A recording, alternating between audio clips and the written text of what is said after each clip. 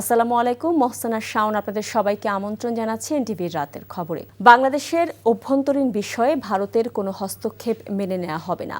ঢাকায় ভারতীয় হাইকমিশন অভিমুখে পদযাত্রা থেকে এ হুঁশিয়ার দিয়েছে ছাত্র জনতা। মানবতা বিরোধী অপরাধে মৃত্যুদণ্ডপ্রাপ্ত স্বৈরাচার শেখ হাসিনা ও আসাদুজ্জামান খান কামাল সহ পলাতকদের দেশে ফেরানোর দাবিও জানায় তারা। পদযাত্রাটি পুলিশি বাধায় পড়লে রাজধানীর বাড্ডা সড়কেই অবস্থান নিয়ে বিক্ষোভ করে। আপেল শাহরিয়ারের রিপোর্ট।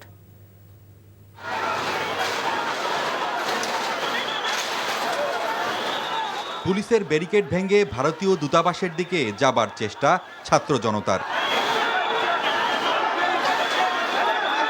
ভারতীয় আগ্রাসনের দাঁত ভাঙ্গা জবাব দিতেই লং মার্চ কর্মসূচি হাতে নেয় জুলাই ঐক্য নামে একটি প্ল্যাটফর্ম। পদযাত্রাটি রাজধানীর বাড্ডার কাছে পুলিশের বাধার মুখে পড়ে। সেখানে অবস্থান নিয়ে আগ্রাসন বিরোধী স্লোগান ও বক্তব্য দেয় বক্তারা। আমরা এই ভারতের আধিপত্য কোনোদিনই চাই না, আমরা নিজেরা আজাদি হতে চাই। এই ভারতের আধিপত্যের সাথে লড়াই করার জন্যই আজকে হাদি ভাইকে গুলিবিদ্ধ হইতে হয়েছে। হাইকমিশন ঘেরাওর মধ্য দিয়ে আমরা জানাতে চাচ্ছি যে মৃত্যুদণ্ডপ্রাপ্ত শেখ হাসিনাকে অতি শীঘ্রই বাংলাদেশে প্রত্যাবর্তন করতে হবে। আমাদের শরীরে এক ফোঁটা রক্ত থাকা অবস্থায় এই ভারতের দাবিদারি, ভারতের প্রভুত্ব বাংলাদেশের 1 ইঞ্চি জমিনে কায়েম হতে দেব না। মোদী গুজরাটের কথা তুমি কান খুলে শুনে রাখো, এটা সিকিম নয়, হায়দ্রাবাদ নয়, কাশ্মীর নয়, বাংলাদেশ। আমার দেশের খুনিদেরকে তোমার দেশে আশ্রয় দাও, তাহলে কিন্তু এই বাংলার মুক্তিকামী জনতা কি করবে সেটা কিন্তু ধারণাও নাই। যদি মনে করে থাকো বাকি সবার মতো চোখ লাগিয়ে কথা বলবা, দাদাগিরি করবা, সেই সুযোগ বাংলার মানুষ দেবে না।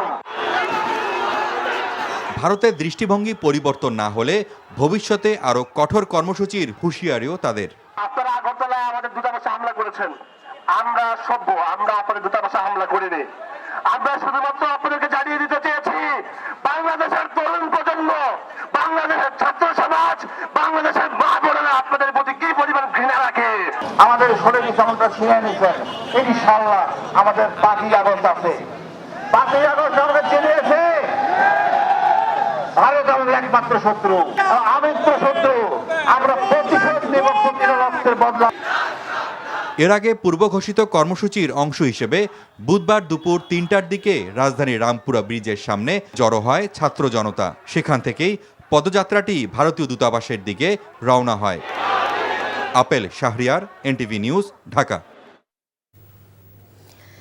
দিল্লিতে নিযুক্ত বাংলাদেশি হাইকমিশনারকে তলব করে নিরাপত্তা পরিস্থিতি নিয়ে উদ্বেগ জানিয়েছে ভারত। এদিকে পররাষ্ট্র উপদেষ্টা তৌহিদ হোসেন বলেছেন, দুদেশের সম্পর্কে টানাপোড়েন চলছে, তাই তলবের ঘটনা স্বাভাবিক। সরকার একটি ভালো নির্বাচনের দিকে এগিয়ে যাচ্ছে উল্লেখ করে তিনি বলেন, নির্বাচন নিয়ে ভারতের কোনো নসিহত শুনতে চায় না বাংলাদেশ। শফি মাহমুদ সাগরের রিপোর্ট। স্থানীয় সময় বুধবার দুপুর 12টার দিকে নয়াদিল্লিতে নিযুক্ত বাংলাদেশি হাইকমিশনার রিয়াজ হামিদুল্লাহকে তলব করে ভারতের পররাষ্ট্র মন্ত্রণালয়। ঢাকায় ভারতীয় হাইকমিশন ঘেরাওয়ের ব্যাপারে উদ্বেগ এবং বাংলাদেশি রাজনৈতিক নেতাদের ভারত বিরোধী বক্তব্যের প্রতিবাদ জানায় দেশটি। এক বিবৃতিতে ভারত জানায়, বাংলাদেশে শান্তিপূর্ণ নির্বাচন আয়োজিত হবে, এমনটাই প্রত্যাশা করে দেশটি। জবাবে পররাষ্ট্র উপদেষ্টা তৌহিদ হোসেন ব্রিফিংয়ে জানান, নির্বাচন নিয়ে প্রতিবেশী দেশের কোনো উপদেশ চায় না বাংলাদেশ। গত আগে 15 বছর ধরে যে সরকার ছিল, যে সরকারের সাথে অত্যন্ত মধুর সম্পর্ক ছিল, তখন কিন্তু এই যে নির্বাচনগুলি প্রহসনমূলক হয়েছে, তখন তারা একটু শব্দ উচ্চারণ করে না। এখন সামনে একটা ভালো নির্বাচনের দিকে আমরা যাচ্ছি, এই মুহূর্তে আমাদেরকে নসিহত করার তো কোনো প্রয়োজন নেই। আমরা জানি আমরা কী করব। আমরা একটা ভালো নির্বাচন করবো যেটাতে মানুষ ভোট দিতে পারবে এবং যাদেরকে ভোট দেবে তারাই নির্বাচিত হবে, যেটা এর আগে গত 15 বছরে ঘটেনি। তো এই জিনিসটা আমাদের কাছে সম্পূর্ণ অগ্রহণযোগ্য। দুদেশের সম্পর্কে টানাপোড়েন থাকায় হাইকমিশনারকে তলব করাও অপ্রত্যাশিত কিছু না বলে মন্তব্য করেন তিনি। একটা কোর্ট থেকে শাস্তিপ্রাপ্ত হয়েছেন, তিনি আমাদের পাশের দেশে বসে এখানে অস্থিরতা সৃষ্টির চেষ্টা করছেন। এটা আমরা আপত্তি করব বা তাদের সহায়তা চাবো যে তাকে ফেরত পাঠান, এটা খুব অস্বাভাবিক কিছু না, কিন্তু সেটা তারা সেদিকে যাননি। এখন সম্পর্ক দুই পক্ষ থেকেই তো সেটাকে এগোনোর চেষ্টা করতে হবে। আমার মনে হয় আমরা দুই পক্ষ মিলিয়ে হয়তো অতটা এগোতে পারিনি, যে কারণে টানাপোড়েনটা রয়েই গেছে। বিএনপির ভারপ্রাপ্ত চেয়ারম্যান তারেক রহমান এখনও ট্রাভেল পাস চাননি বলে জানান পররাষ্ট্র উপদেষ্টা। শফিক মাহমুদ সাগর, এনটিভি নিউজ, ঢাকা।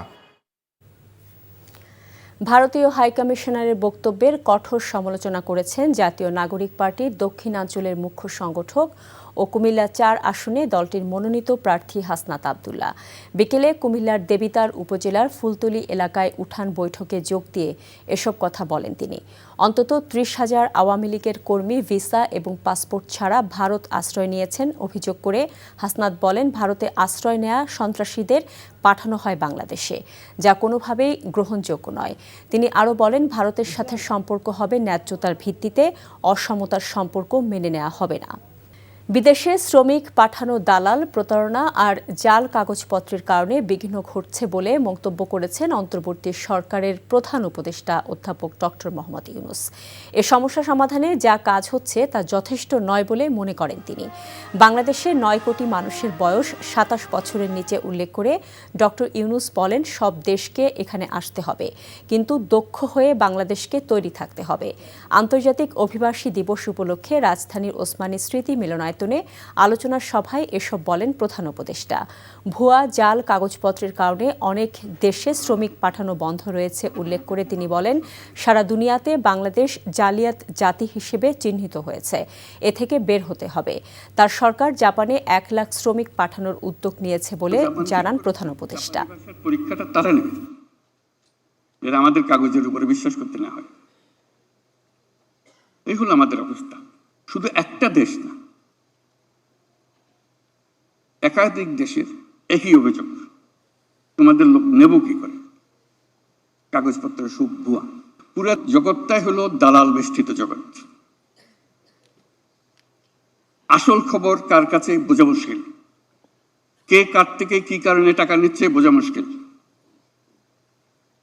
সরকার অনেক দূরে এটার থেকে, ভেতরে ঢোকার ক্ষমতা সরকারের নাই, এখনো হয়নি, আশা করি একদিন হবে। সাবেক সেনা কর্মকর্তা জিয়াউল আহসানের বিরুদ্ধে শতাধিক ব্যক্তিকে গুম করে হত্যার ঘটনায় মানবতা বিরোধী অপরাধ মামলার অভিযোগ আমলে নিয়েছে আন্তর্জাতিক অপরাধ ট্রাইব্যুনাল। আনুষ্ঠানিক অভিযোগের উপর শুনানি শেষে তা আমলে নেন বিচারপতি গোলাম মর্তুজা মজুমদারের নেতৃত্বাধীন ৩ সদস্যের ট্রাইব্যুনাল। একই সাথে এই মামলায় জিয়াউল আহসানকে হাজির এবং অভিযোগ গঠনের শুনানির জন্য ২১ ডিসেম্বর দিন ধার্য করা হয়েছে। রিপোর্ট হাসান জাবেদের। সাবেক সেনা কর্মকর্তা মেজর জেনারেল অবসরপ্রাপ্ত জিয়াউল আহসানের বিরুদ্ধে গুম ও হত্যার আনুষ্ঠানিক অভিযোগ ট্রাইব্যুনালে জমা দেয় প্রসিকিউশন। সেখানে ৩টি সুনির্দিষ্ট অভিযোগ আনা হয় তার বিরুদ্ধে। অভিযোগে বলা হয়, ২০০৯ থেকে ২০১৬ সাল পর্যন্ত দেশের বিভিন্ন স্থানে শতাধিক ব্যক্তিকে গুম করার পর হত্যা করা হয়, যার নেতৃত্ব দেন র্যাবের তৎকালীন অতিরিক্ত মহাপরিচালক জিয়াউল আহসান। সরকার বিরোধী ভিন্ন মতের মানুষদের অপহরণের পর বনদস্যু সাজিয়ে বা কথিত ক্রসফায়ারের নামে হত্যাযজ্ঞ চালানো হতো। অনেকের লাশও ফেরত পায়নি তার পরিবার।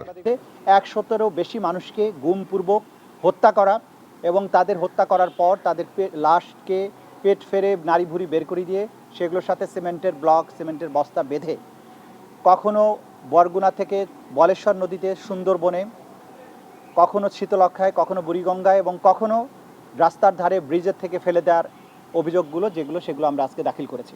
শুধু শতাধিক মানুষকে হত্যাই নয়, আরও ৩ থেকে ৫০০ জনকে গুম ও হত্যার অভিযোগ রয়েছে তার বিরুদ্ধে, যার তদন্ত চলছে বলে জানায় প্রসিকিউশন। বিএনপির নেতা সাজেদুল ইসলাম সুমন সহ ৮ জন, এই 8 জনকে তুলে নেওয়ার কাজটি এটা জিয়াউল আহসানের নির্দেশ এবং তার প্রত্যক্ষ তত্ত্বাবধানে হয়েছে। ইলিয়াস আলীকে উঠিয়ে নেওয়া, রাস্তার থেকে তাকে গুম করা এবং তাকে পরবর্তীতে হত্যা করা হয়েছে বলে জানা গেছে তদন্তে। বিএনপির নেতা সালাউদ্দিন আহমদ সাহেবকে তুলে নেওয়া এবং পরবর্তীতে তাকে ভারতে পাচার করে দেয়া, এই কাজটির পেছনে জিয়াউল আহসান ছিলেন এবং তার নেতৃত্বে এগুলো হয়েছে। এদিকে জুলাই আগস্ট হত্যায় সালমান এফ রহমান ও আনিসুল হকের বিরুদ্ধে অভিযোগ গঠনের শুনানির জন্য ২২ ডিসেম্বর দিন ধার্য করেছে ট্রাইব্যুনাল। মানবতা বিরোধী অপরাধের আরেকটি মামলায় সাবেক প্রধানমন্ত্রী শেখ হাসিনার পুত্র সজীব ওয়াজেদ জয় ও সাবেক আইসিটি প্রতিমন্ত্রী জুনায়েদ আহমেদ পলকের বিরুদ্ধে অভিযোগ গঠনের শুনানি হবে ৭ই জানুয়ারি। এই মামলায় জয়ের পক্ষে রাষ্ট্রনিযুক্ত আইনজীবী নিয়োগ করা হয়েছে। Hasan Jabed, NTV news, Dhaka. সার্বিকভাবে দেশের নিরাপত্তা ব্যবস্থা নিয়ে কোনো ধরনের সংশয় নেই মন্তব্য করে স্বরাষ্ট্র উপদেষ্টা অবসরপ্রাপ্ত লেফটেন্যান্ট জেনারেল জাহাঙ্গীর আলম চৌধুরী বলেছেন, কোনো প্রার্থী যদি নিরাপত্তা নিয়ে সংশয় প্রকাশ করেন সেটি তার ব্যক্তিগত ব্যাপার। নারায়ণগঞ্জের চাষড়ায় বিকেএমইএ কার্যালয়ের নিচে জেলা পুলিশ ও শিল্প পুলিশকে পুলিশ ভ্যান হস্তান্তর অনুষ্ঠানে সাংবাদিকদের তিনি এসব কথা বলেন। স্বরাষ্ট্র উপদেষ্টা বলেন, আইন শৃঙ্খলা পরিস্থিতি স্বাভাবিক রাখতে জেলা পুলিশ ও শিল্প পুলিশের ভূমিকা গুরুত্বপূর্ণ। ইনকিলাব মঞ্চের মুখপাত্র গুলিবিদ্ধ ওসমান হাদির জন্য দোয়া চেয়ে তার অবদান স্মরণ করেন উপদেষ্টা।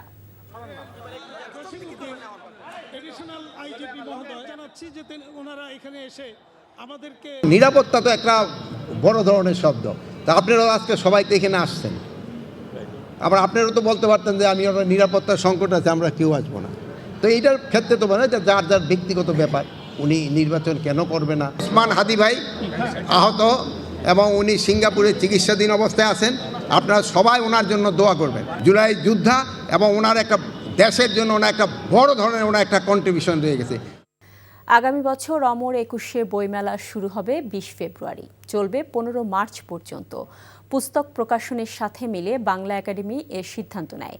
এর আগে জাতীয় নির্বাচন ও রমজানের কথা বিবেচনায় রেখে বইমেলা এগিয়ে চলতি বছর ডিসেম্বরে করার সিদ্ধান্ত নিয়েছিল বাংলা একাডেমি। যদিও সেই সিদ্ধান্ত থেকে সরকারের নিরাপত্তা দিতে না পারার অজুহাতে সরে আসে আয়োজক প্রতিষ্ঠান। পুনরায় সিদ্ধান্ত নেওয়া হয় ফেব্রুয়ারিতে বইমেলা হলেও হবে জাতীয় নির্বাচনের পরে। গেল ১১ ডিসেম্বর নির্বাচনের তফসিল হওয়ার ৬ দিনের মধ্যে এই সিদ্ধান্ত আসে।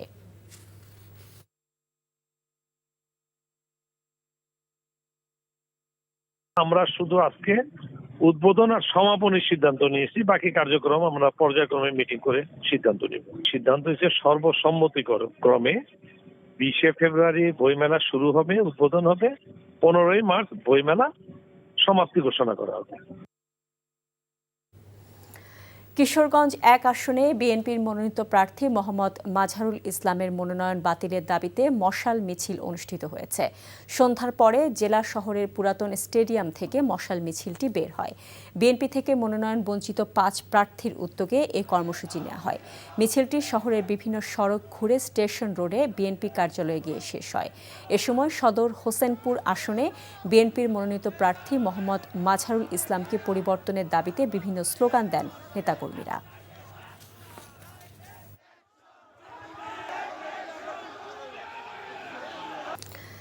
রেকর্ড দামে কলকাতা নাইট রাইডার্সে গেলেও আইপিএলে পুরো মৌসুম খেলা হচ্ছে না বাংলাদেশি পেসার মোস্তাফিজুর রহমানের। বেশিরভাগ সময় থাকলেও ঘরের মাটিতে নিউজিল্যান্ডের বিপক্ষে সিরিজের জন্য ফিরতে হবে তাকে। এ বিষয়ে আইপিএল কর্তৃপক্ষ ও ভারতীয় ক্রিকেট বোর্ডকে আগেই অবহিত করা হয়েছে বলে জানান বিসিবির ক্রিকেট অপারেশনসের চেয়ারম্যান।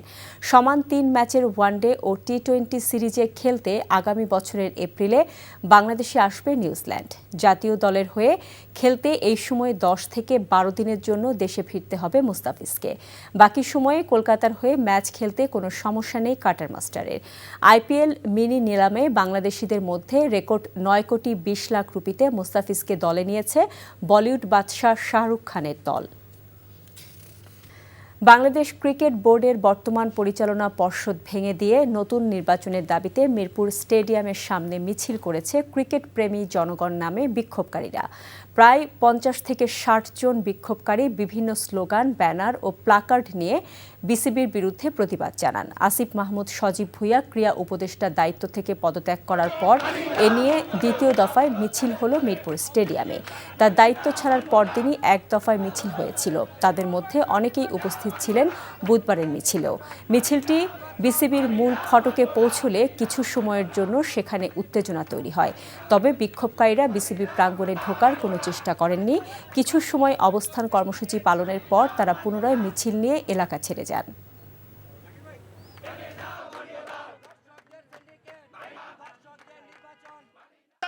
এই নির্বাচন আমরা মানি না।